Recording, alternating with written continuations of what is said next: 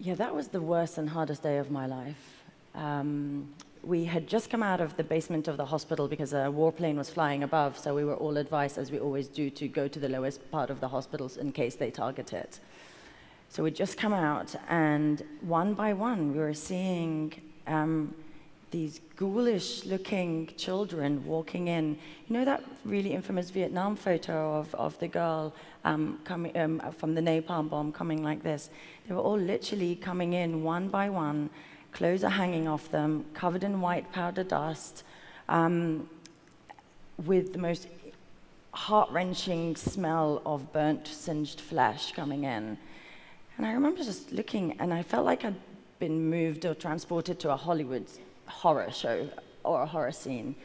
It was at the time when the last big chemical weapons attack had happened in Damascus. It was 5 days afterwards. So we didn't know what was happening. We thought, is this a chemical weapons attack? So we started to treat them as if they were, until we got the intelligence that it was a big incendiary weapon, which is basically a big ball of fire that was dropped from the airplane onto a schoolyard where 10 to 16-year-olds were waiting after school to be picked up by their children, by their parents.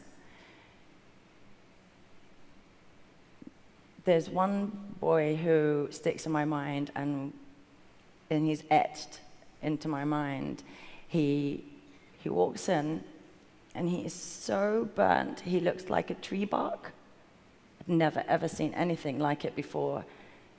And he'd lost all his hair, everything. He literally walked in solid, like so solid, he couldn't bend his arms.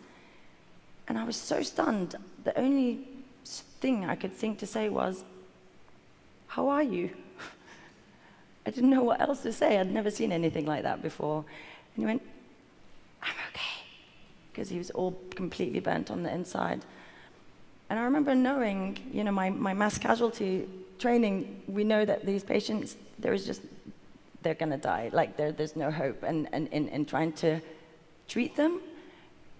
But I knew that the way he would die would be to suffocate. And that's why yesterday I was completely paralyzed, because seeing those images and those kids suffocating to death was what I saw in so many of those children on that day. And I knew he was gonna suffocate to death, so I did treat him so that he would slip away rather than kind of suffocate. And yeah, 10 of them, 10 died in our hospital and on the way to Turkey, and another 10 just arrived charred and completely burned.